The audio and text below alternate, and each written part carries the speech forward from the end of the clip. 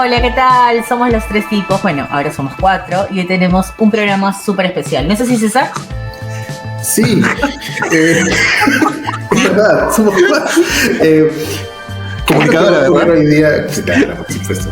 Nunca fuimos buenos en matemática, entonces en realidad da lo mismo. ¿Qué ocurre? ¿Qué va a pasar hoy día? Vamos a ver un episodio especial de los tres tipos. Vamos a ver un episodio en 2 bloques. Cuéntanos, por favor, Daniel. Bueno, hoy día vamos a ver si estamos, ¿no? Hoy día vamos a ver esto en estos 2 bloques. Tenemos 3 entrevistados súper chéveres. El primer entrevistado es Giovanni, quien ha hecho Giovanni Salazar. Giovanni Salazar, quien ha hecho el estudio crítico de Hipernatura, este libro de ecoficción súper alucinante que se ha publicado hace poco con Pandemonium Editorial. Y la segunda entrevista que vamos a tener en este programa especial es con Tanya Tinjala, desde Finlandia, y es peruana pero vive en Finlandia, y con Tania Huerta, editora, ¿no?, de justamente Pandemonium Editorial, ¿no? ¿Qué te parece la idea, Raúl? Buena. Bueno, solamente para recordar que esta antología de Pandemonium se presentó en la última FIL, ha tenido una súper repercusión muy baja y hemos estado organizando junto con Pandemonium algunas actividades. Ya han habido 2 presentaciones físicas en Casa Tomada, Ciudad Librera, en la que estuve justamente yo, y hace poquito lo hemos publicado también en nuestro canal de YouTube. Dense una vueltita para revisarlo. Y un poco la idea de este programa especial es, como dice Daniel, es armar un par de bloques, y en el primero vamos a hablar de una parte un poco más académica, y en la segunda parte vamos a explorar un poco las ideas de algunos de los autores, ¿no? En este caso hemos escogido a Tania y a Tanya. Algo muy importante que acotar es que este libro ha sido publicado gracias al Ministerio de Cultura, Ministerios Económicos del Ministerio de Cultura. Saludos al Ministerio. Gracias, señores del Ministerio. Gracias, Ministerio, por hacer estas cosas posibles que son tan importantes para la cultura. Listo, ahora sí, adelante, estudios.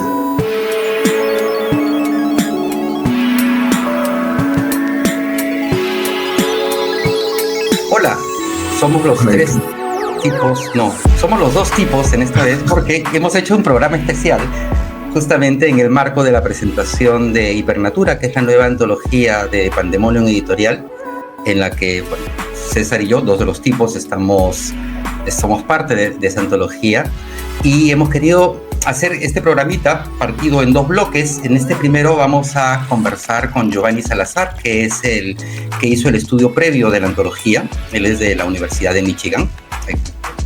Daniel lo ha conocido cuando estuvieron por allá por Michigan, involucrados en el proyecto de Equipepacha. Y un poco la idea de este primer bloque del programa va a ser un poco saber qué es lo que Giovanni nos puede comentar sobre los cuentos que se trabajaron allí en la antología, y sobre cómo justamente la ecoficción puede ayudarnos a entender la manera en la cual deberíamos plantearnos el futuro. Algo que justo hacía un par de semanas comentábamos en una de las presentaciones que hicimos de la antología en Ciudad Librera, era que era muy curioso que la ciencia ficción, mucho antes de que los movimientos ecologistas comenzaran a levantar la voz, comenzó a alertarnos justamente sobre aquellas decisiones que tomábamos para con nuestro planeta, ¿no? Y a partir de eso, la ciencia ficción lo que hizo fue mostrarnos mundos distópicos, mundos colapsados por la ecología, que poco a poco comenzamos a desarmar, a descompensar, ¿no? Y justamente esa rama de la ciencia ficción que aborda temas ambientales es lo que se llama ecoficción, green punk o cli-fi. En este primer bloque del programa vamos a conversar con Giovanni y él nos va a comentar sobre todas estas cosas. No quiero alargar mucho mi introducción. Y nada, creo que Daniel arrancamos presentando a Giovanni. Claro, vamos a presentar a Giovanni, un gran amigo. Y vamos, este es la biodata de Giovanni. Giovanni es profesor, Giovanni Salazar Calvo, es profesor auxiliar de literatura latinoamericana en la Universidad Estatal de Oklahoma. Está interesado en cómo textos de ficción representan estados alterados de conciencia en el marco de prácticas médicas y religiosas. Su proyecto más reciente se ocupa del papel de las plantas psicoactivas como catalizadores en la conciencia en textos españoles y mexicanos escritos en los siglos XVI y XVII. Brujos, hechiceros, curanderos y chamanes son sus personajes favoritos en la ficción de lo real. Con esto damos bienvenida a Giovanni. Bastante. Hola Giovanni, ¿qué tal? ¿Cómo andas? Giovanni, ¿qué tal? ¿Cómo estás? Conversar con ustedes y con la audiencia.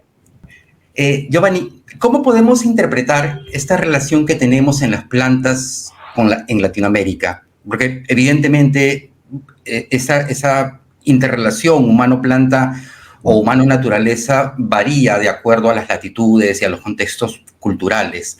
¿Y qué tan distinta es esa de la que, por ejemplo, se tiene en Norteamérica, ¿no? Que es donde tú vives ahora? Pues siento que en lo que hoy llamamos América Latina tenemos una relación muy intrínseca con las plantas. Tiene que ver, creo yo, con el hecho de la abundancia botánica que existe, ya sea desde México hasta la Patagonia. La variedad de plantas que existe es simplemente alucinante. Son millones y millones de plantas, una biodiversidad muy, muy amplia que ha hecho que pues, plantas y seres humanos hayamos coexistido desde hace mucho tiempo. Creo que está directamente relacionado con esta variedad y con esta abundancia. Siento que en Norteamérica, pues parte de México forma parte también de Norteamérica. Entonces, en ese sentido, la parte norte mexicana también puede representar esa abundancia de plantas. Pues ya no tan fuerte como en la zona más tropical, más húmeda de Centroamérica y Suramérica, pero ciertamente hay otras plantas que en mi caso, pues las que más estudio son las psicoactivas, como cactuses, como el peyote y otro tipo de sustancias y plantas que siempre han estado, siempre han formado una parte fundamental de la cultura humana. Entonces esa coexistencia para mí tiene que ver con esa relevancia. Hay como que en Latinoamérica me da la sensación, tú dime si me equivoco, que, por ejemplo, nuestra relación con la naturaleza es como que más equiparada, ¿no? No hay una necesaria relación de dominio sobre la naturaleza, que sí en los países mucho más industrializados sí ocurre. O sea, es como que más lineal nuestra relación. ¿Es tanto así o ya nos hemos contaminado de esa manera de ver a la naturaleza como algo que debemos dominar de todas maneras? Pues es una situación muy compleja porque, bueno, una situación muy compleja que Hipernatura como colección nos permite observar o reflexionar sobre ello, porque en general las culturas ancestrales, premodernas, premodernas, nativas, tendían a tener una relación más equitativa con las plantas, en el sentido de considerarlas entidades animadas, con vida, inclusive divinidades. Pero conforme el progreso se ha hecho espacio en el mundo, estas plantas se han visto más como instrumentos, como recursos naturales a explotarse, a usarse y a abusarse.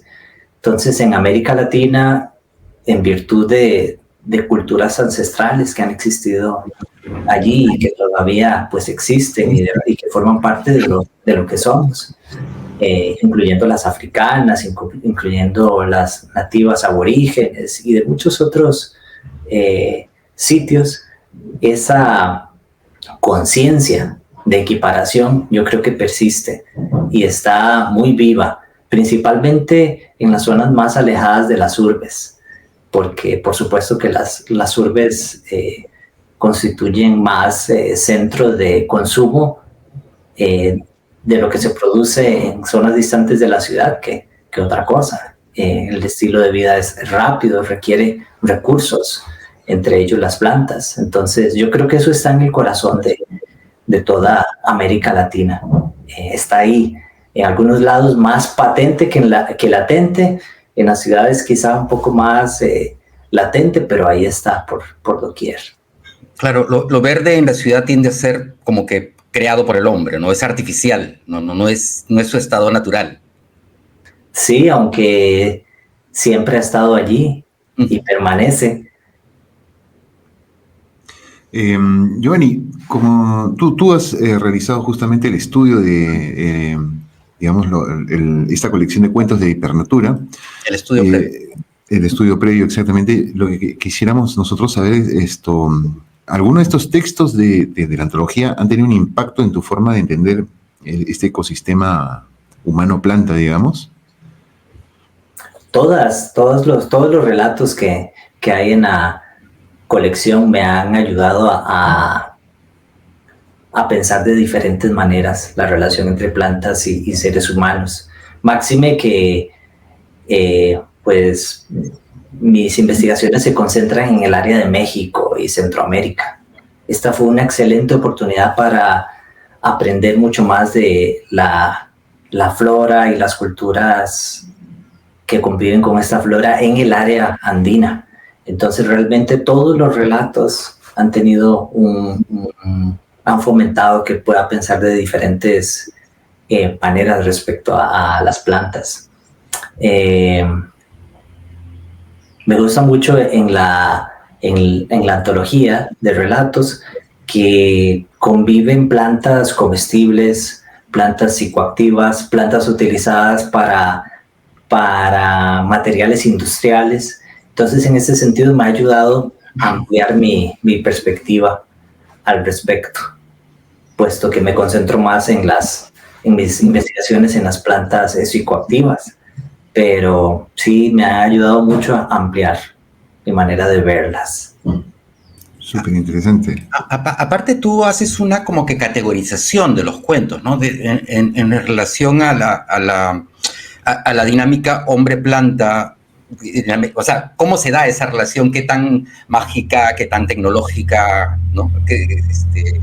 A través de los relatos, ¿no? Fue muy complicado hacer esa categorización o esa división de los cuentos. Pues esa categorización es muy personal, es solamente una lectura. Estoy seguro que a algún otro lector se le puede ocurrir otro tipo de categorización, porque los cuentos son muy ricos y hay muchísimos elementos que permiten agruparlos de diferentes maneras, pero la agrupación pues refleja, eso sí, poner las plantas en primer plano.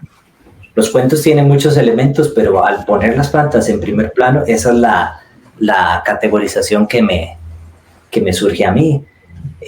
Cuentos que estudian las plantas o las retratan como materiales de construcción de la sociedad. Otro grupo de cuentos que retrata las plantas como instrumentos de ingeniería social para pues crear una sociedad según una agenda. Otros cuentos que más bien retratan a las plantas como agentes chamánicos con mayor interdependencia, y entre otras categorías que pude yo ofrecer como guía de lectura y como pues opinión personal de cómo vi yo estos cuentos, y que repito, es una lectura, y si mi lectura puede suscitar nuevas lecturas, nuevas clasificaciones, yo me doy por servido como introductor crítico de la antología, porque creo que estos cuentos, esta colección de cuentos puede suscitar muchísima conversación. Claro. Claro, definitivamente ese es el objetivo, ¿no? Tratar de generar estas conversaciones y digamos que también, como tú bien dices, se expandan pues nuestras formas de pensar, digamos, a nivel, digamos, desde el Perú, de Sudamérica, ¿no? Y definitivamente. Raúl. Ok, a ver. Considerando todo sobre todo lo primero que hablamos sobre esta relación que se tiene en Latinoamérica con las plantas o con la naturaleza, en contraposición a la manera en la cual se entiende todo esto en lo que llamaríamos norte global o mundo civilizado, entre comillas, ¿cómo crees que tomaría el lector norteamericano promedio? No digo el académico, ¿no? Porque el académico probablemente va a tener una mirada más llevada hacia el subtexto de los relatos, ¿no? Pero ¿cómo el lector norteamericano promedio tomaría las historias que se presentan en la antología? Desde luego, esta es mi opinión subjetiva. No, bueno, sí, siempre lo son. Pienso que lo que has llamado el norte global está sediento de este tipo de narrativas, porque en el fondo está consciente y reciente su alejamiento de lo natural, del mundo ancestral, de un mundo a la vez más sencillo, pero a la vez infinitamente más complejo. Y en ese sentido yo creo que esta colección de cuentos cae en un momento muy, muy oportuno, donde como sociedades nos corresponde tomar decisiones importantes respecto al rumbo que nuestra cultura va a ir dando.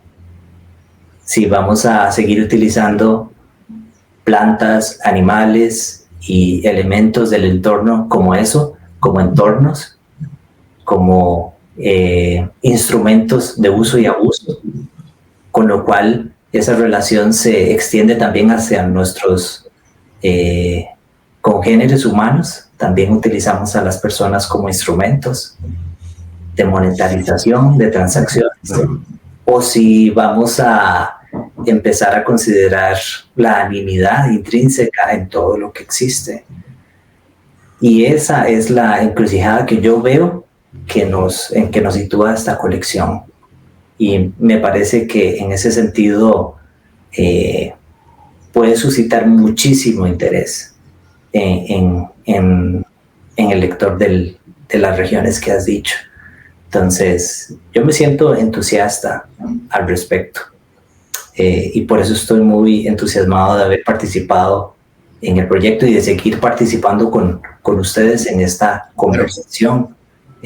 Porque todo está por hacer, todo está por aprenderse en este sentido, y no solo plantas, también otros elementos del entorno, diríamos, pueden ser maestros que pueden trazar un camino o darnos ejemplos respecto a modos más sustentables de vivir. No sé cómo decirlo exactamente, pero precisamente por eso el texto cae de perlas. De alguna manera creo que la crisis climática en general y todo este problema ambiental al que estamos conduciéndonos como humanidad o como civilización nos está quizá haciendo un poco retroceder y volver a esta mirada que tuvo la New Age sobre la relación del hombre con la naturaleza, que quizá fue un poco ingenua en una primera instancia, ¿no? Y más movida por otras cosas, más bien de creencias, ¿no?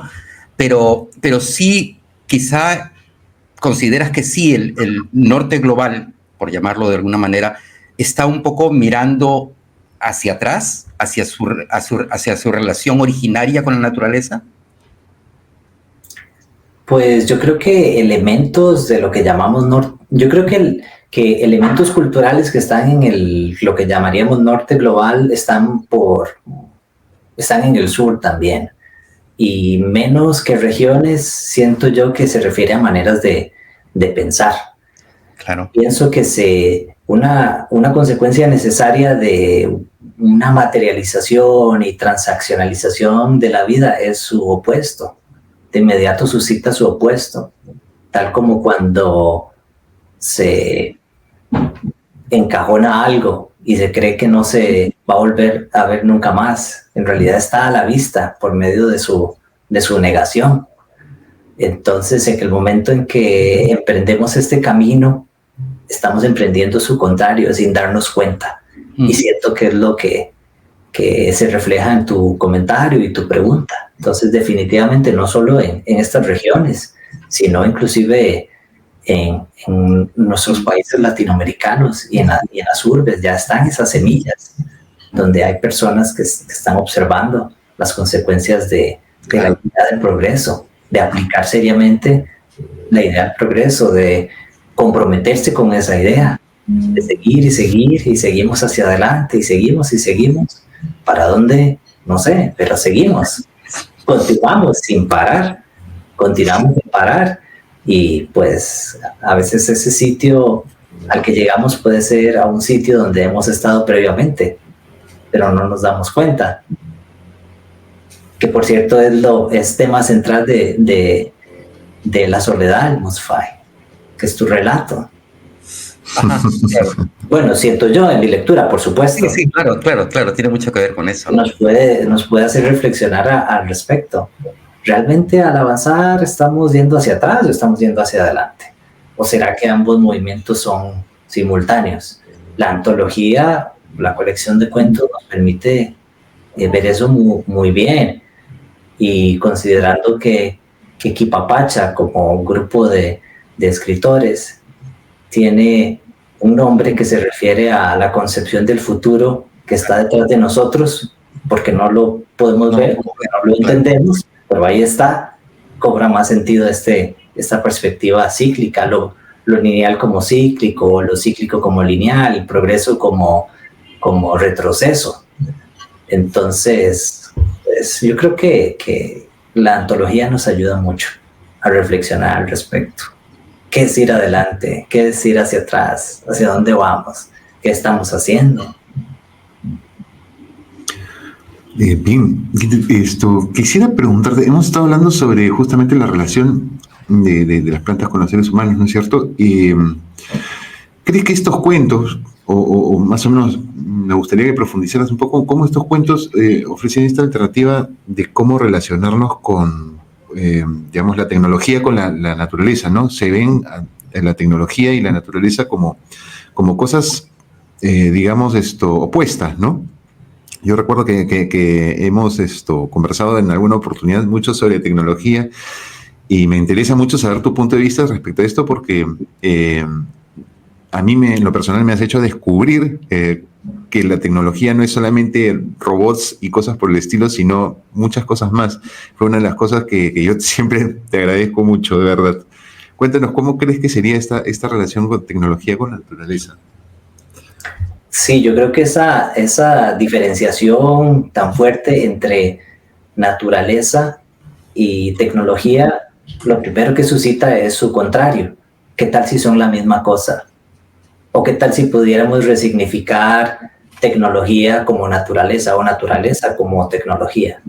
¿O surgirá el concepto de naturaleza a partir de un intento de separarla de otra manera artificial y exclusivamente humana de hacer las cosas? Entonces, al hacerse esas preguntas, leyendo estos relatos, podemos, creo yo, llegar a la conclusión de que la tecnología siempre ha existido, siempre existirá en el momento en que utilizamos una técnica para lograr algo y tenemos un camino. Entonces, más allá de lo que hoy consideramos tecnología, ancestralmente también han surgido cosas que también implican un conocimiento adicional de lo que es, sin necesidad de la explotación de recursos naturales, por decirlo de esa manera. Y los cuentos, muchos de los cuentos lo exploran muy bien. Hay cuentos que, como La Cuota, con el que abre la colección de Apolín, en que el eucalipto es simplemente un instrumento de construcción material al servicio de la tecnología, entendida como lo que explicabas, Daniel. el, los robots, las computadoras. Luego hay otros cuentos que más bien recurren a esta tecnología también en consonancia con tecnologías ancestrales, muy practicadas en todo el continente americano y en otras partes del mundo, pues casi que por doquier. El chamanismo, ¿qué pasa si el ser humano, por medio de plantas o por medio de otro tipo de técnicas extáticas, logra ponerse en contacto con realidades no visibles al simple ojo humano? Por dar un ejemplo, el que más me está ocupando hoy en día en mis reflexiones. Entonces, eso es una tecnología también. Podemos darle ese nombre si así lo queremos. Es una tecnología estrictamente natural. No hay ninguna cosa más que el individuo que quiere tener esta relación tan intrínseca con la realidad y el vehículo que utilice, que inclusive puede ser su propio cuerpo, nada más.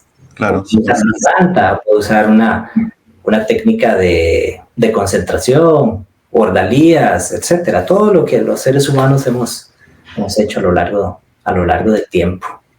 Entonces, creo que así lo podemos ver a través de la antología. Claro, como dices, la idea sería resignificar un poco las cosas, ¿no? Los conceptos, ¿no? Como el de la tecnología. Claro. Pues yo siento que hoy en día en muchas de nuestras culturas, la realidad está en plena resignificación. Entonces, una gran oportunidad de decidir cómo vamos a significar, de qué manera vamos a significar, porque pues la tecnología del lenguaje como herramienta de conformación de lo que es muy poderosa. Entonces, lo que se dice, cómo se dice y qué signifique, cuenta mucho.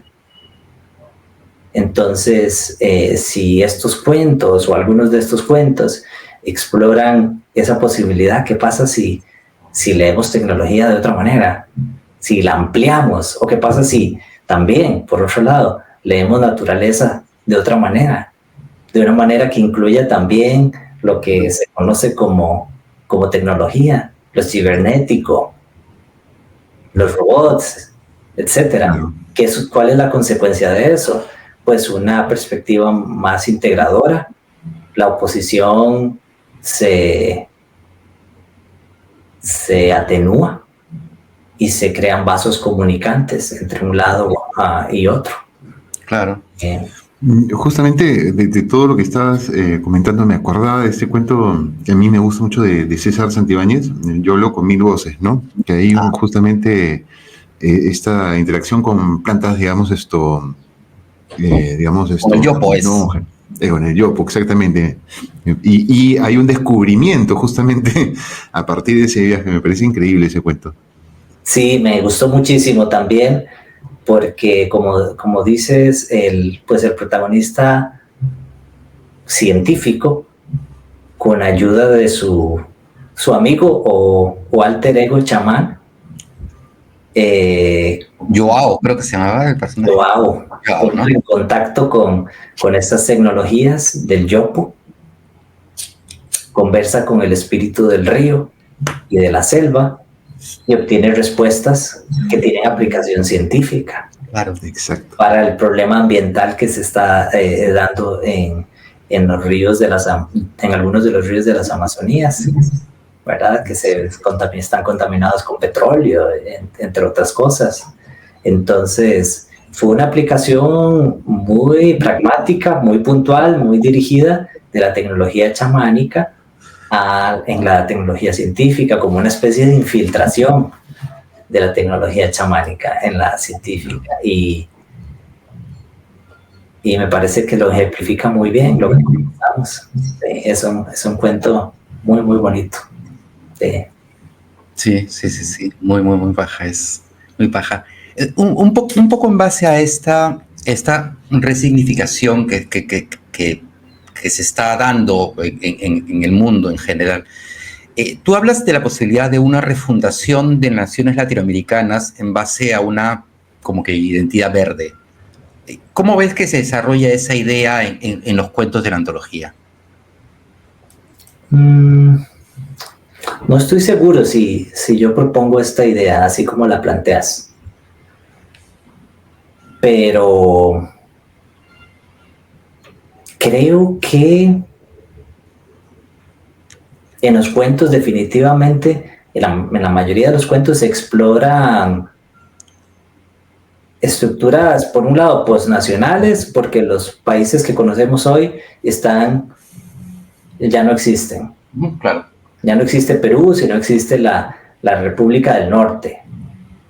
Por ejemplo, en el cuento que abre la relación, en la cuota. Uh-huh. En otros cuentos se habla de la Confederación del Sur y cosas por el estilo. Entonces, yo creo que los cuentos exploran definitivamente una refundición por medio de la unión de diversos países en nuevas conglomeraciones, y que a menudo giran en torno a una nueva manera de relacionarse con la naturaleza, de diferentes maneras, por supuesto. En algunas maneras la naturaleza está usada y abusada. En otras, las sociedades resurgen después de un periodo apocalíptico. Claro. Entonces, yo creo que es un tema central en la colección. Reimaginar las naciones según nuevas estructuras de unificación, pero tomando en cuenta los elementos que llamaríamos de la naturaleza. La colección de cuentos es exitosa en mostrar la dificultad de ese proceso. Es algo muy complejo y no es un camino recto, fácil. Tiene muchos retos y los cuentos son exitosos en ese sentido, en mostrar esos retos. No es fácil, pero es un camino que es explorable y que ya se está explorando, ya lo estamos explorando con esta conversación y con la publicación de esta colección de cuentos.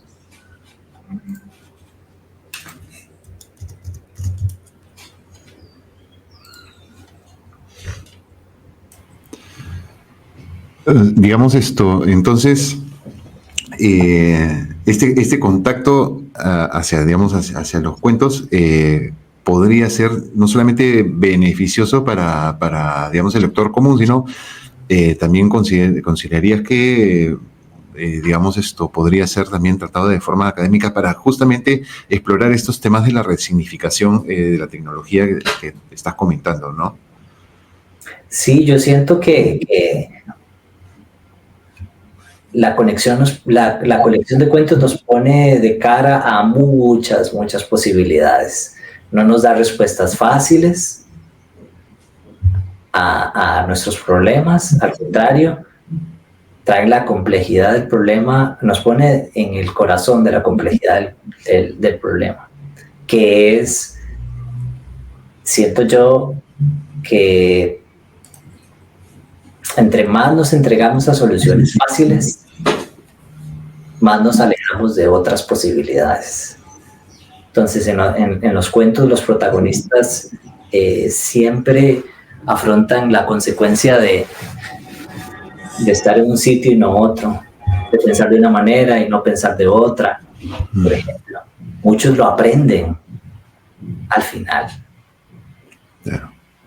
Que la resignificación de la realidad es un gran poder, es una gran oportunidad, pero es una gran responsabilidad también. Entonces, pues es un proceso muy dinámico, muy dinámico, muy fluido, y que está en constante cambio y que requiere la máxima atención y conciencia posible. Claro. Pues los protagonistas del cuento lo ven, si se descuidan un segundo, lo que anteriormente era sólido pasa a ser líquido. Claro. Ahora, yo creo que no solamente, o sea, la antología nos da un material para la reflexión, sino yo creo que, o sea, de alguna manera también nos puede dar algún material casi antropológico para explorar un poco la cosmovisión de los pueblos originarios, ¿no? Que es un poco la base de la que se han servido los autores para elaborar sus historias, ¿no? Definitivamente. Es uno de los sustratos más ricos, creo yo, que tiene la colección, y definitivamente es una invitación para que el lector se acerque a estas cosmovisiones, porque definitivamente pueden ser totalmente diferentes a las nuestras occidentales, citadinas, académicas.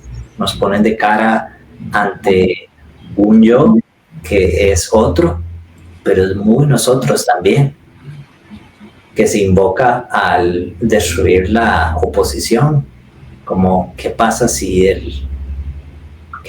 los objetos no son inertes? ¿Qué pasa si tienen animidad?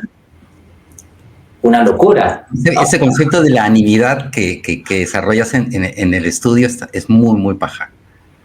Sí, a mí, yo creo que cuando lo lleva uno hasta su última consecuencia, te hace replantear todo. Todo te lo hace replantear. Puede inspirarte mucho respeto, por ejemplo, por todo lo que es, por todo lo que existe. Y eso está ahí muy claro, que es un concepto que se encuentra en las cosmovisiones de muchas culturas antiguas de América Latina, de todo el continente americano y de otros sitios, que recorre la colección de principio a fin.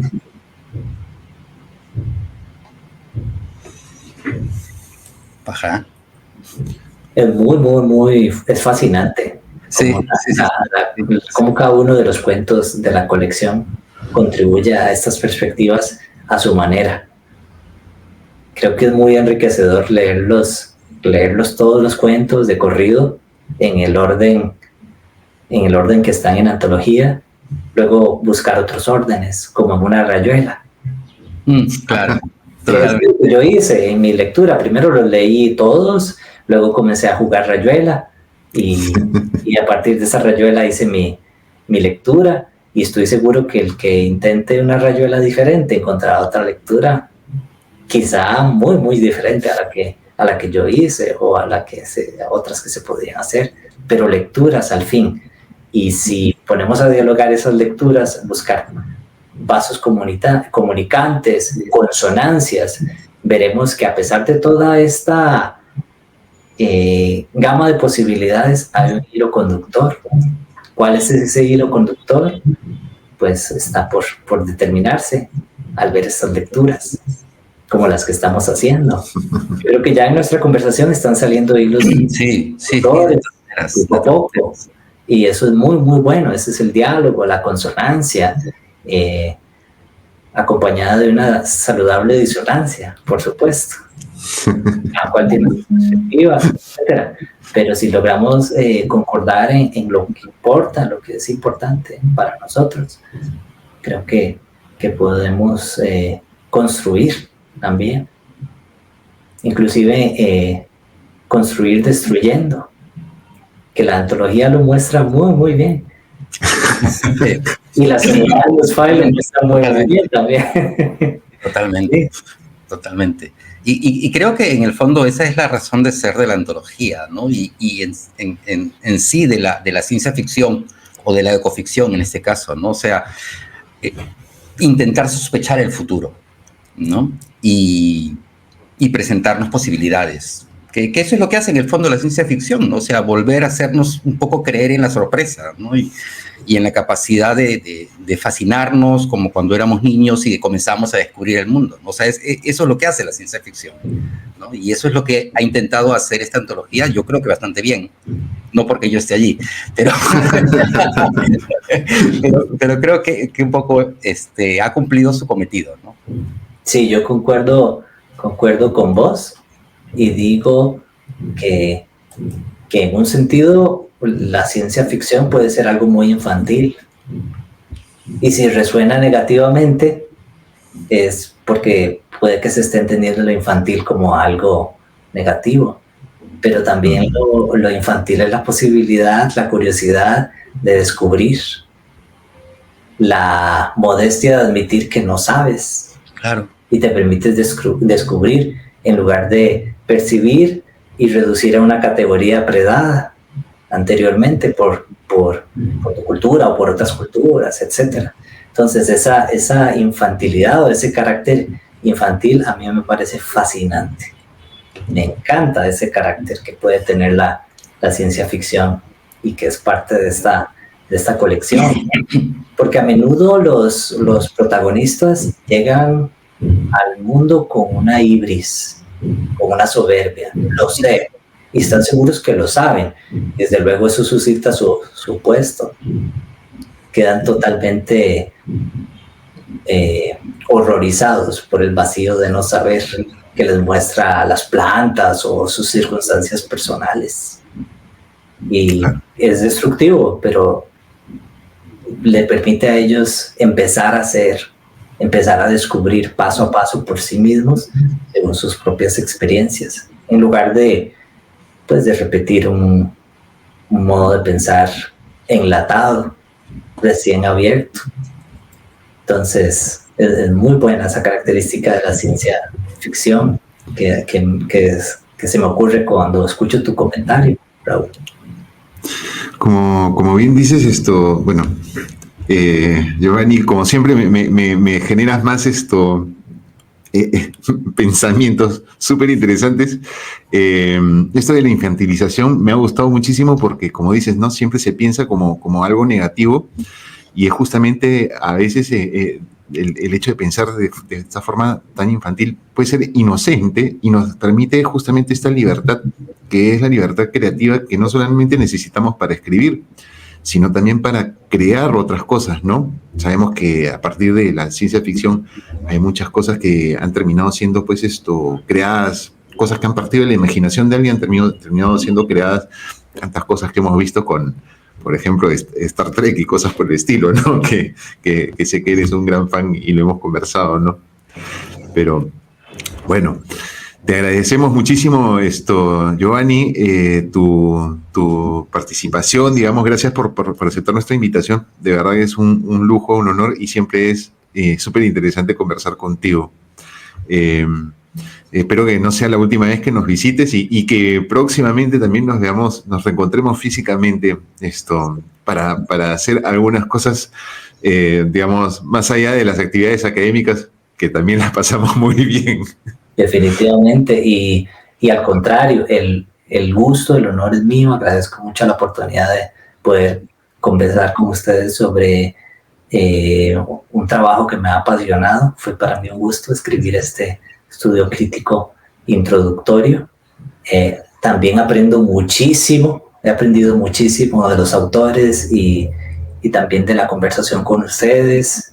Y respecto a las actividades que vienen, yo creo que existen muchas posibilidades de seguir colaborando. Y espero que lo sigamos haciendo, porque todo está por hacer, realmente, por crearse, por jugar. Sigamos jugando, definitivamente. Sigamos jugando, sigamos aprendiendo. Sí, muchas gracias por la invitación. Gracias a ti. Aquí estamos para conversar. Bueno, vamos a pasar al siguiente bloque, que es el bloque donde vamos a tener a César y a Jules entrevistando a Tania Huerta y a Tanya Tinyala, y bueno, ahí van a también debatir y conversar algunas cosas interesantes, así que no se despeguen.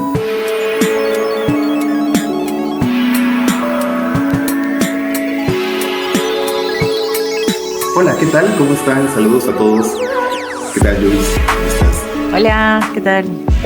Bueno, nosotros vamos a estar encargados de esta segunda parte de la entrevista, de este especial alrededor de Hipernatura, que es una antología que está dando muchísimo de qué hablar. De hecho, es una antología que ha entrado desde su lanzamiento inicial en la FIL y gracias a los estímulos del Ministerio de Cultura, de hecho. está dando un montón de que hablar porque es la primera vez que se habla de manera tan específica acerca de las plantas y el futuro. Es decir, qué tan presente tenemos a las plantas en nuestra construcción de futuro. Sucede que cuando imaginamos el futuro, imaginamos ciertos materiales como el metal, el vidrio y en fin, el plástico, los materiales artificiales. De alguna forma pensamos que el futuro debería ser construido con materiales artificiales. Pero no, ahora hay una tendencia en todo el mundo, creo yo, a repensar cómo construimos el futuro literalmente, con qué materiales. Así que hoy vamos a conversar con dos invitadas que además son grandes amigas y grandes escritoras y pensadoras de ciencia ficción además, porque nos consta, hemos tenido siempre grandes conversaciones alrededor de estos temas y me gustaría que entraran a la conversación y Jules, de repente puedes presentar la primera de ellas para que los invitados sepan también de quién se trata, quién tenemos hoy. Claro, en este segundo bloque, porque en el primer bloque estuvo Giovanni con Raúl y con Dani, vamos a tener a dos amigas exactamente y autoras importantes en el marco de la ciencia ficción peruana. Voy a presentar a la primera, que sería Tania Huerta. ¿No? Tania Huerta es autora y directora, correctora de estilo de Sacra Media Group SAC. Como escritora acaba de publicar su primer libro de cuentos llamado Mater Macabra. En el último año ha publicado sus cuentos Instinto Natural, traducido al alemán y publicado en el Future Fiction Magazine, y Sombra en la antología sobre el pisco, cordón y rosa de Maquinaciones Narrativas. Este año editó la antología Hipernatura 12 cuentos de ecoficción peruana en el marco de los estímulos económicos del Ministerio de Cultura, ¿no? Y nuestra segunda invitada es Tanya Tinyala, nuestra querida amiga Tanya Tinyala, que es escritora peruana de ciencia ficción y fantasía. Publica libros que se utilizan como material de lectura en países como Perú, Ecuador, Chile y Colombia. Ha sido incluida en antologías internacionales y un cuento suyo aparece en el Manual de Educación en Bélgica. Además es jefa de edición en español de Amazing Stories. Ya seguramente se irán enterando un poquito de eso después. Y ha ganado premios como el de Escritora del Año por Norma. Y además el primer lugar en microficción en el 2007. Además, Tanya es una gran amiga con quien creo que solo nos falta encontrarnos en África, en algún lugar, porque nos hemos visto en varios lugares por ahí. Entonces, eso. Bienvenidas queridas amigas y bienvenidas a la conversación y gracias por su tiempo, gracias por estar aquí. Entonces, un poco para retomar del primer bloque que como mencioné con anterioridad lo ha conducido Dani y Raúl, ¿no? Un poco Giovanni nos estaba hablando que todos sabemos que con el paso del tiempo nuestra relación con las plantas ha variado, ¿no? Antiguamente las culturas ancestrales tenían una relación mucho más equitativa con ellas, ¿no? Inclusive llegándolas a considerar como divinidades. No, con la aparición del progreso, esto varió y se utilizó más como instrumentos y se abusó de ellas, ¿no? Entonces, mi primera pregunta, que sería para las dos en realidad, es cómo podemos recuperar ese vínculo e incorporarlo a nuestro cotidiano y en todo caso, cómo las plantas, de qué manera las plantas están presentes en sus vidas, ¿no? A ver, en orden de presentación. Primero que nada, muchas gracias chicos por la entrevista, muchas gracias por darle difusión también a este libro donde todos nosotros también hemos estado comprometidos, ¿no? Yo creo que las plantas, al menos por el lado mío y por el lado de Pandemonium, ¿no?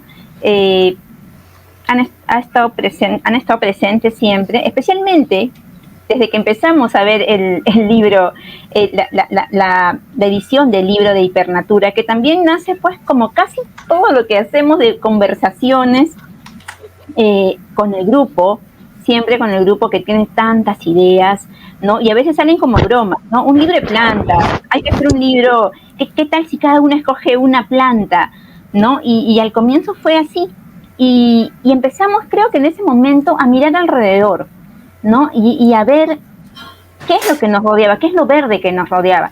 Si bien Lima, ¿no? Que ha sido conocida también como ciudad jardín, por lo mismo que tiene este clima tan especial, Por eso es que tenemos flores todo el año. En otros países no es así. En otros países hay momentos de flores, ¿no? En Lima no. En Lima todo el año tenemos diferentes tipos de flores. Entonces, los extranjeros se admiran mucho de eso, y nosotros ni cuenta nos damos muchas veces. Entonces, hacer este libro ha sido una de las razones por las que uno voltea a ver el mundo que siempre ha tenido alrededor y que nunca te diste cuenta, ¿no? Los parques, las plantas, la paz que te dan muchas veces, la sombra de un árbol, ¿no? Cosas tan sencillas, pero que a uno no le llaman la atención por lo que los ve todos los días. En mi caso, tengo un cuento dentro de la antología y me puse a ver y a buscar sobre qué planta, fruto, no flor podía ser el cuento, y yo tengo un cuento sobre lo que es el floripondio, ¿no? Que es esta plantita que seguro han visto en casi todos los parques, blanca, que parece una trompetita que cae hacia abajo, ¿no? Está en casi todos los parques, y sin embargo es una planta altamente venenosa y peligrosa, ¿no? Y recién me di cuenta haciendo esas investigaciones para el libro. Y aparte de eso, que ya seguro lo hablaremos un poquito más adelante, ¿no? Las plantas, creo que los peruanos también siempre han estado presentes desde los abuelos, desde nuestras curas, ¿no? Para la gripe, para el estómago, siempre es tómate una manzanilla, tómate un té con limón, ¿no? Es lo primero que requerimos antes de tomar cualquier medicina. Entonces, eso ya es desde tiempos, pues, de siempre, ¿no? Los abuelos, los papás, siempre. Es más, yo misma sigo diciéndole eso a mis hijos, ¿no? Cuando están mal, antes de recetarles algo, decía, tómate tal pastilla, no, de frente, tómate tecito con limón, ¿no? Ese tipo de cosas para las diferentes enfermedades. Aparte de que Perú es rico, pues, en plantas, en legumbres, en alimentos, o sea, hablando de lo que es la alimentación vegetal, por supuesto, no somos ricos en este tipo de remedios, de alimentos. ¿Por qué no utilizarlos? ¿No? La quinoa, que hasta en la NASA la tienen ahora y que fue tantas veces acá menospreciada, ¿no? Yo me acuerdo que era baratísima, y desde que empezó con esto de la NASA ahora es cara. Ahora es cara. ¿No? Antes yo me acuerdo que antes la quinoa, ¿no? Yo me acuerdo que antes mi bisabuela, ni siquiera mi abuela, mi bisabuela, cuando le decían a quinoa, le decían ni que fuéramos patos, eso se le da a los patos, se le da en las granjas, no era para nosotros, era lo más barato que podías comer. O sea, si comías quinoa era porque ya pues no tenías otra cosa que comer, pues, ¿no? En cambio ahora, cuando se conoció el valor, ¿no? De la quinoa, de la maca, ¿no? Ya lo vemos con otros ojos. Ahora lo venden en supermercados, ¿no? Ahora viene envasada. La quinoa, como dice Jules, ¿no? Ahora ya está en otros países y es cara, ¿no? Ya no es el cereal menospreciado peruano, ¿no? Entonces, como la quinoa, también tenemos tantas cosas que ofrecerle al mundo y estamos rodeados, pues las plantas siempre están, ¿no? Mejor dicho, la flora, ¿no? Que abarca todo, ¿no? La flora abarca frutos, plantas, árboles, hojas, etcétera, ¿no? Entonces, la flora creo que está en nuestras vidas y espero que siga, la verdad, por siempre, y espero que Hipernatura también sea un nuevo empuje, pues, para que la gente, los jóvenes también empiecen a verlos de otra forma, ¿no? Buenísimo. Yo quería darle una vuelta a la pregunta antes de enviársela a Tanya, porque yo quiero que nos cuente una cosa específicamente. Ocurre que, por ejemplo, yo jamás había olido la lavanda realmente, salvo en los productos para limpiar el baño. Entonces nos llega todo industrializado. El té, yo nunca he visto el té. He visto los saquitos de té, pero nunca he visto el té en su estado natural. El cacao jamás lo había visto. He descubierto muchas plantas y muchos olores y muchos sabores, pero en su versión más industrial. Y tiene mucho que ver con el norte global. Entonces quería virar la pregunta para Tanya hacia ahí. ¿Qué diferencia encuentras tú, Tanya, entre el concepto que tenemos de las plantas en Latinoamérica y en Finlandia? ¿Hay alguna relación? Porque Finlandia es un país además extremadamente verde. Sí. ¿Cuál es la relación de Finlandia con las plantas y qué diferencia encuentras? Bueno, es que también estamos hablando de qué, ¿no? Estamos hablando de Lima, porque no hay un Perú, hay diferentes Perús, ¿no? Y lo que está contando Tania, yo lo he vivido, pero inclusive mucho más profundo, porque yo tengo una abuela de origen andino, o tenía, las dos están muertas ahora, y una abuela de origen amazónico. Entonces, para mí no ha sido té con limón, o no, era el ercampuri, la uña de gato, la hoja de coca como té, la sangre de grado, o sea, esa horrible, ¿no? Y pero que eso era lo que me daban a mí para curarme, ¿no? Yantén, ¿no?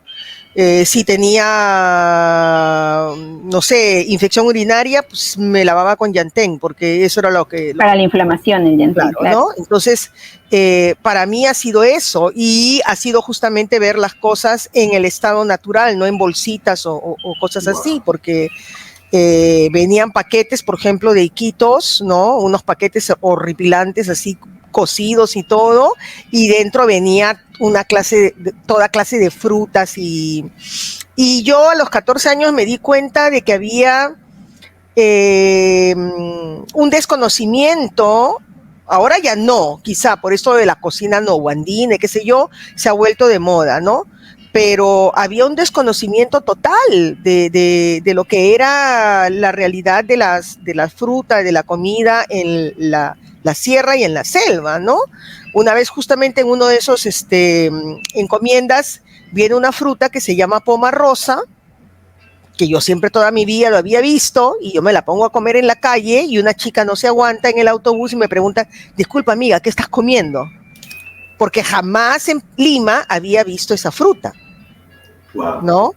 Y el camu camu, por ejemplo, que yo tomaba como, que dice que tiene más vitamina C que cualquier otro cítrico.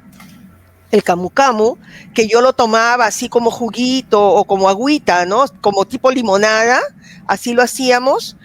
Resulta que ahora casi todo el camu camu dice que se importa al Japón, y que para colmo, como dices tú, o sea, lo presentan industrializado, o sea, no venden la fruta, venden el jugo de camu camu ya hecho, ¿no? En esos tetrapack y todo. Entonces, es terrible. Qué fuerte, ¿no?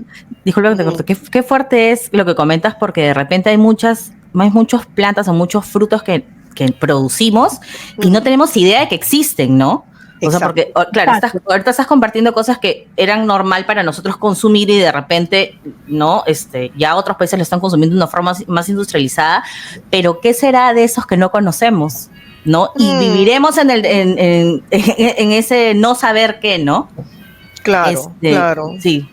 Sí. Entonces, pero yo creo que eso ha cambiado. Claro, hay frutas que ya se han vuelto más, digamos, conocidas, ¿no? Uh-huh. Como por ejemplo el maracuyá, ¿no?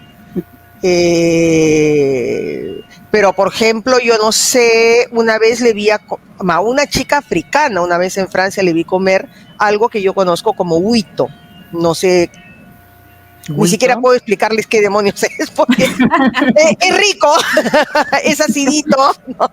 Pero, o sea, ¿no? Y me acuerdo que ahora le llaman, ¿cómo le llaman? Cereza de piña es el nombre al que le dan aquí en Finlandia al aguamantio. Al aguaimanto. ¿Cómo se dice? Porque yo lo conozco como muyaca. Porque en la selva del Perú se conoce como muyaca, ¿no? Y tiene un montón de litio. Sí. ¿No? Entonces, sí, hay una amiga mexicana me para preguntando por el aguaimanto, que le han recitado a su mamá porque la señora es diabética y no sé qué más tiene, y me dice, ¿tú crees que habría alguna forma de mandar? Y le digo, no creo, fruta es tan difícil de mandar para que no se malogre, porque me dice que allá es carísimo, pero carísimo. Aquí es carísimo también, aquí es carísimo. Por eso creo que se ha normalizado también el hecho de que cuando los turistas vienen, hacen esos tours en los mercados de frutas, y para ellos les parece espectacular. Y van probando. Claro, y van probando. Claro. Es curioso cómo estamos ligando, porque todos los recuerdos que hemos hablado de las plantas están muy ligados a nuestra infancia, a nuestra primera infancia, y al hecho de la salud. Además hay un placer evidentemente del gusto y tal, pero relacionamos mucho las plantas con la salud. Ahora, todo este concepto personal, íntimo, si se quiere, en algún momento se transforma para terminar en la antología Hipernatura. Sí. Entonces, yo quisiera que yo sé que Jules está súper interesada en la historia editorial. Entonces, yo no voy a hacer la pregunta, yo voy a dejar que ella la pregunta porque yo sabía que ella estaba súper interesada en esto, así que... sí, mi pregunta va más a Pandemonium en realidad, ¿no? Como editorial, o sea, ¿cómo seleccionaron a los autores para el libro? Porque recuerdo yo, o sea, haber chequeado el tema de las bases de los estímulos económicos, y uno pone la lista de los posibles candidatos que van a participar en un libro, ¿no? Entonces, ¿qué criterio tuviste para seleccionar a los autores de este libro, no? Ya, para Hipernatura, como les comenté hace un momento, nació de una conversación que tuvimos ya en un grupo, los cuales se interesaron en el tema. Primero que nada, creo que que tenían que ser autores de ciencia ficción, ¿no? Y que supieran de qué estaban hablando. Porque si no, estoy segura que iban a caer un montón de cuentos que no tenían que ver, que iban a ser otra cosa, ¿no? Y después íbamos a tener que estar rechazando o cambiando demasiado los cuentos. Y esto era para los estímulos económicos, ¿no? Que tienen un tiempo para que tú mandes el libro prácticamente hecho. Porque cuando uno postula estímulos, no solamente le dice, bueno, voy a hacer un libro que se va a llamar así y ya, no. Tienes que mandar el machote del libro. O sea, tienes que mandar un libro prácticamente hecho, al cual le faltan, pues, son detalles, corrección y estas cosas, pero que al último no se va a cambiar gran cosa, o sea, va a ser el mismo libro prácticamente. Entonces teníamos que ver bien quién. Yo ya, felizmente, por la experiencia con Pandemonium, ya tenía, pues, conocimiento de quiénes hacen ciencia ficción en el Perú, ¿no? Quienes hacen buena ciencia ficción, quienes están en el camino, y también, muy importante, quienes son buenos investigadores. Porque para hacer un buen cuento tiene que ser investigado, ¿no? Y se nota, se nota. Y yo creo que la gente que ha leído Hipernatura lo ha notado. Ha visto que todos los autores han hecho su tarea y han leído, y han investigado, y han volcado todos estos conocimientos, ¿no? Hay uno de los autores también, Luis Arbaiza, por ejemplo. Él me interesó también su participación porque él es biólogo, aparte de autor de ciencia ficción, y pues tiene un conocimiento bastante vasto en el tema, ¿no? Bueno, por supuesto, César, está Raúl, que son, bueno, César ya creo que todo el mundo lo conoce, saben que es el tipo que está en todos lados. ¿Y por qué es el tipo que está en todos lados? Porque se ve a todas estas convenciones de ciencia ficción, ¿no? Nos representa y sabe pues mucho del tema. Yo he leído sus cuentos, de todos los autores que están también ahí, todos apasionados, José Will, Giorgio Quespi, todos son apasionados por la ciencia ficción, Luisa Polín, ¿no? Sin embargo, a pesar de que todos tenemos relación con la ciencia ficción, creo que muy pocos de ellos, o tal vez ninguno, había hecho ecoficción, o sea, propiamente dicho para plantas, ¿no? Si bien no es el primer libro de ecoficción en el Perú, hay otros, pero creo que es el primero que se centra especialmente en lo que es plantas, el conocimiento de las plantas a nivel ancestral, ¿no? Ecoficción se ha hecho en otros libros, más que nada con lo que es el cuidado de la naturaleza, ¿no? Pero creo que no como Hipernatura, que se investigó cada planta y cómo este conocimiento puede cambiar una vida futura, una sociedad que todavía no estamos viviendo, ¿no? Claro, estamos en el camino, pero no lo estamos viviendo. Entonces se trató de que sean plantas muy ancestrales, no solamente peruanas, sino sudamericanas, porque sería imposible también decir esta planta es solamente del Perú, porque normalmente es todos los Andes o toda una parte de la Amazonía que pertenece a diferentes países, ¿no? Entonces también por eso creo que es valioso, porque no solamente los peruanos nos vamos a sentir identificados con ella, sino también muchos países que tienen límites también con nosotros, los cuales también usan las mismas plantas, muchas veces con otros nombres, pero en síntesis es lo mismo. Entonces, eso fue el trabajo, ¿no? Editorial, gente que estuviera ya en el mundo de la ciencia ficción, que investigara bien, eso creo que fue lo más importante para mí, que investigara bien, ¿no? Y que se apasione, porque cuando un escritor es apasionado, se nota, lo transmite en el cuento, ¿no? Y eso es creo que el trabajo de un buen escritor, hacer sentir. Y creo que muchos de estos cuentos es lo que hacen, ¿no? Hacen sentir y reflexionar. Y estoy muy contenta también porque en alguna reseña y en alguna presentación que se ha hecho y se ha hablado de este libro, lo primero que han dicho es eso. Después de leer Hipernatura, he reflexionado, wow, ¿no?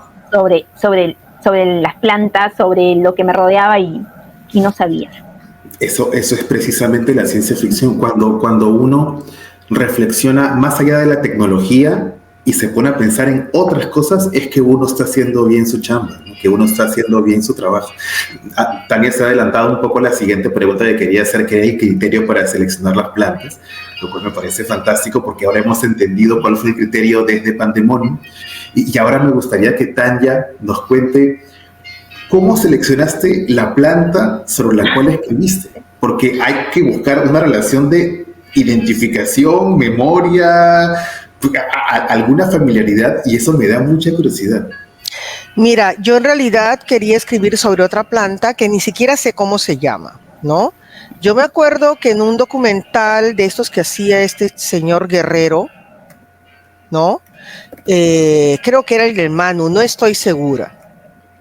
Pero yo me acuerdo que en una parte del documental él estaba a una chiquita, y él justamente hablaba de eso, ¿no? De la relación de las plantas con esta comunidad, y qué sé yo, esta comunidad originaria. Y la niña, como de unos 14 años, lo lleva por un caminito y le hace recoger unas cosas que eran como unas cebollas. Y ella le dice, ¿no? ¿Cómo se llama esto? Y ella le dice, él le pregunta, ¿no? Y ella dice, se llama tal, que ni siquiera me acuerdo cómo era el nombre. ¿Para qué sirve esto? Para no tener hijos. ¿Y qué haces? Bueno, no me acuerdo qué preparación. Dijo, creo que era que se cocina y se come, ¿no? Una cosa así, ¿no? Y entonces, así, ¿y qué pasa? No tienes hijos, ¿no? Entonces, y él le preguntó después, y si quieren tener hijos, ¿después qué hacen? Se lo llevó por otro caminito, así le desenvuelve otra cosa, ¿no? Se toma un té de esto. ¿Y esto qué hace? Que tienes hijos. ¿Quién te enseñó? Lo que más le pareció interesante a él es que él le pregunta, ¿no? ¿Quién te enseñó esto? Mi mamá. No, o sea, con toda la naturalidad del mundo, ¿no? Yo quería hablar sobre esa planta, ¿no? Quería hablar sobre esas dos plantas, pero nunca he vuelto a encontrar, o sea, me he pasado mirando todos los documentales que encuentro en YouTube y nunca he vuelto a encontrar ese pedazo. Entonces no sé cómo se llaman las plantas. ¿Qué fue lo que pasó? Que caí una vez de casualidad en un artículo que hablaba justamente de cómo se estaba utilizando la totora del lago Titicaca para limpiar el lago. Y eso me pareció súper interesante, ¿no? De que, ajá, fíjate tú, no es solamente que haces tu casita y todo, sino que tiene otros, porque se descubrió que filtraba cosas, inclusive,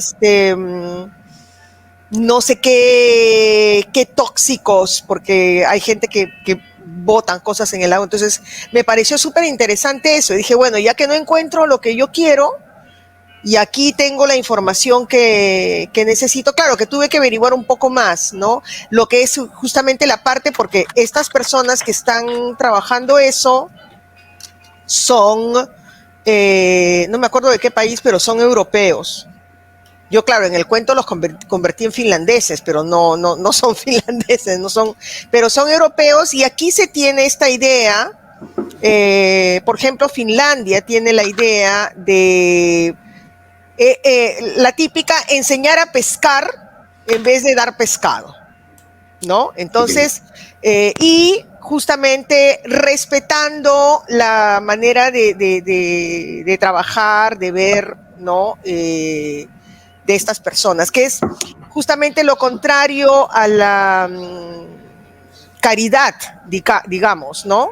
O sea, que mucho se hace, por ejemplo, en algunos países, bueno, digámoslo de frente. En Estados Unidos te mandan plata y creen que ya se arregló todo, ¿no? En Europa, porque yo también lo escuché alguna vez en Francia, ¿no? La idea es más bien trabajar con la gente, ¿no? O sea, hacer un trabajo inclusive más cerca de lo antropológico, ¿no? Para entender cómo piensa la gente, qué sé yo, y ayudarlos, ¿no? Ayudarlos como haciendo algo que luego ustedes tienen que, ¿no? Que ver luego cómo generan, ¿no? O sea, ya no va a haber más ayuda económica porque ya se dejó todos los... entonces, y eso es lo que manifesté en el cuento, ¿no? Hasta el punto justamente de que los chicos sobreviven y pueden hacer las cosas solos porque les enseñaron, ¿no? A hacer las cosas. Pero me pareció interesante lo del lago Titicaca, porque es algo que se está haciendo ya, ahora, ¿no? Las plantas hackean de manera orgánica un sistema, un cuerpo, hackean un sistema geográfico, hackean una población. Sí. Y eso es fantástico, y además es fantástico que esto esté hecho con el dinero de los estímulos, porque esto representa mucho. Jules, cuéntanos. Sí. Escuchándolos entonces, a mí me queda claro que la ecoficción emerge como una poderosa herramienta narrativa, ¿no? Entonces, mi pregunta va para Tania. ¿Por qué decidiste presentar el proyecto a estímulos económicos y qué futuros proyectos tienes en mente con la ecoficción? Estímulos económicos, este es el segundo libro que ganamos, o sea, para hacer el libro, ¿no? Los estímulos económicos. El primero fue Contigüidad de los cadáveres, que es un rescate literario, muy interesante también. Yo me di cuenta, ¿no? Viendo las bases y viendo también y estudiando a los ganadores de otros años, de que los estímulos, aparte de lo que es la producción peruana en sí, ¿no? Busca mucho esta relación que tenemos nosotros con nuestro Perú, ¿no? En general, con nuestro yo más peruano.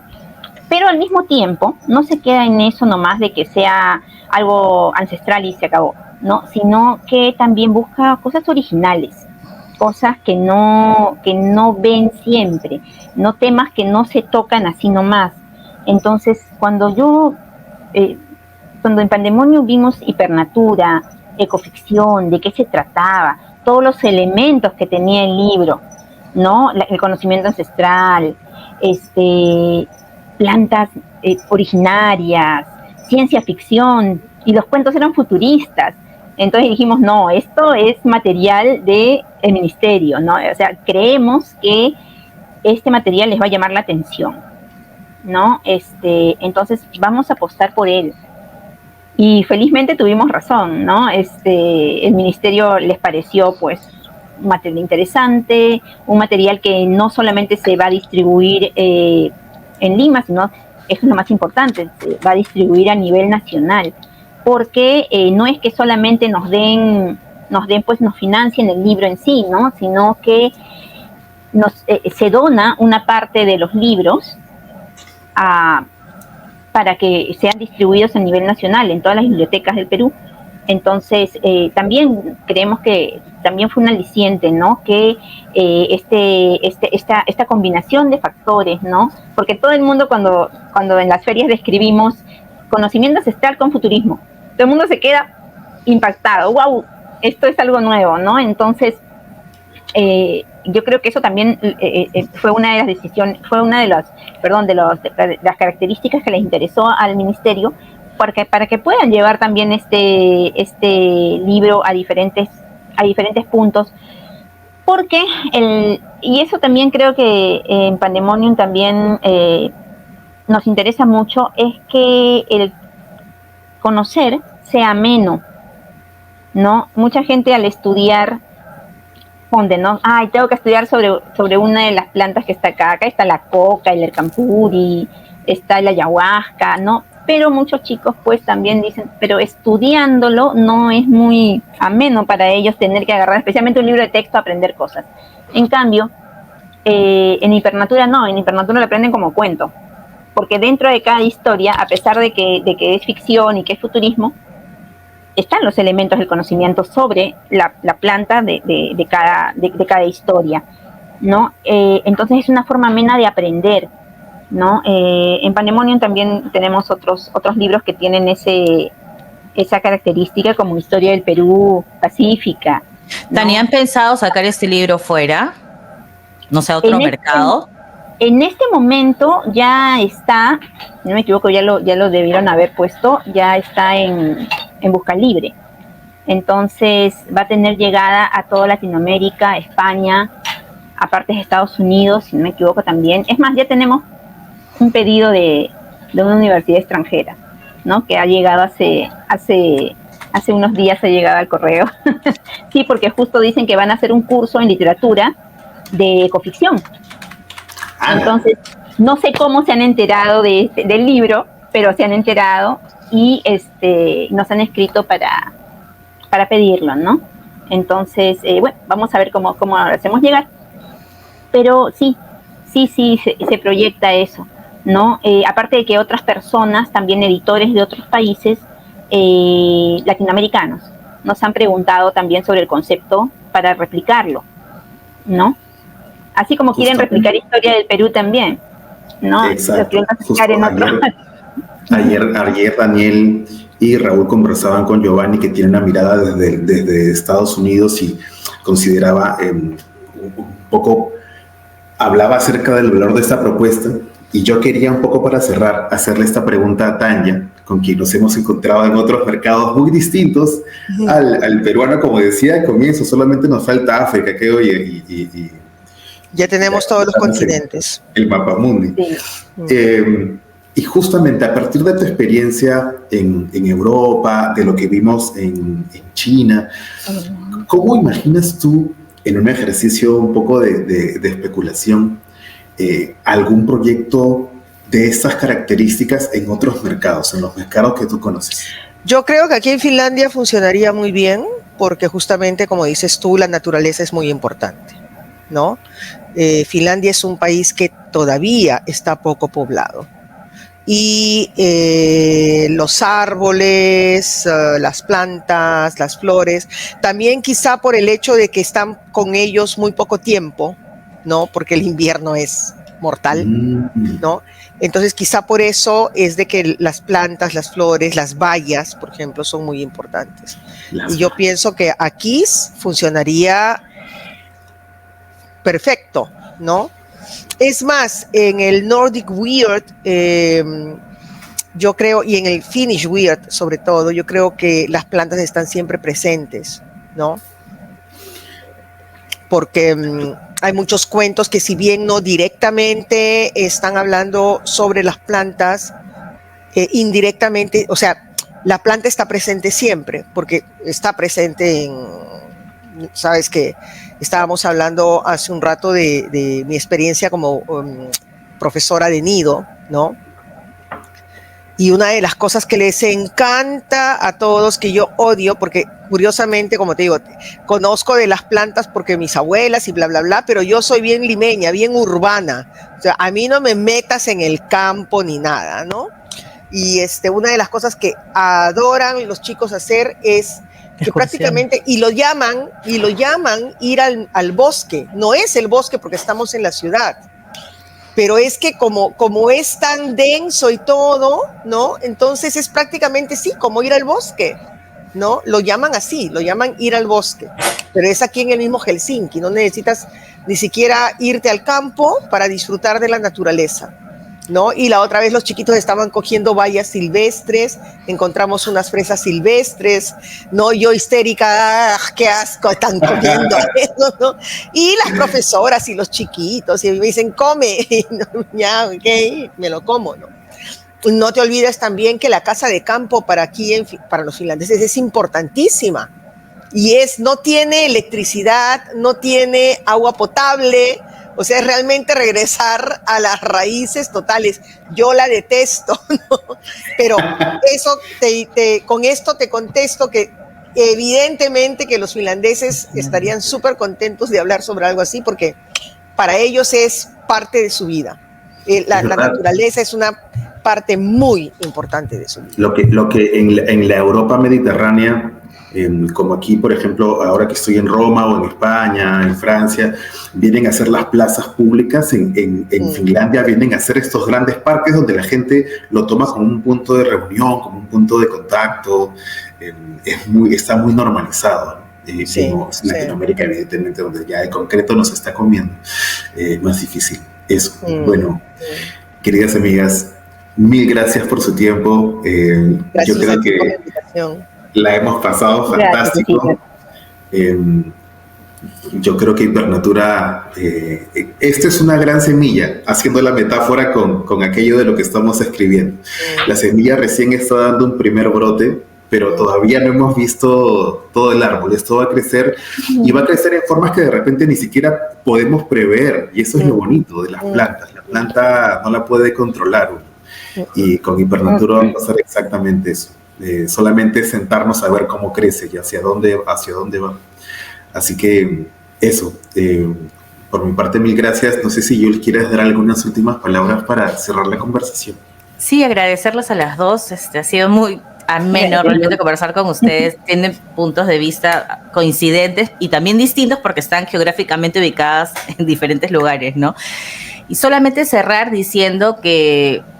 Cierro con una pregunta. En general, para la gente que va a ver este conversatorio que hemos tenido, ¿somos conscientes realmente de nuestro alejamiento con lo natural? Yo creo que esta colección de cuentos en Hipernatura ha llegado de una manera muy oportuna, ¿no? Y nos hace replantear qué papel queremos tomar en la sociedad y reasignar los conceptos que teníamos de muchas cosas, ¿no? Y nada, a la gente que nos está viendo... compartan el video, por favor, ¿no? Para que se pueda difundir más este tema de la ecoficción, que es muy interesante, ¿no?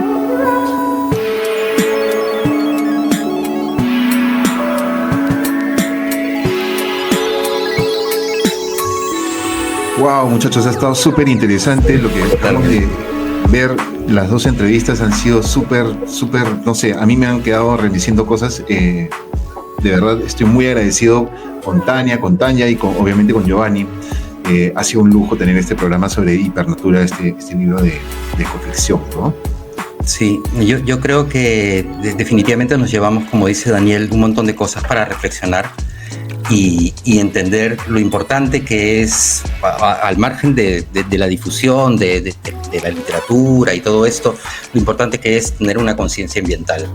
Cuando estamos grabando esto, hay unos incendios tremendos en toda la selva amazónica en Latinoamérica, y creo que esa es una muestra de lo irresponsables que podemos ser para con la naturaleza, ¿no? Como habíamos comentado con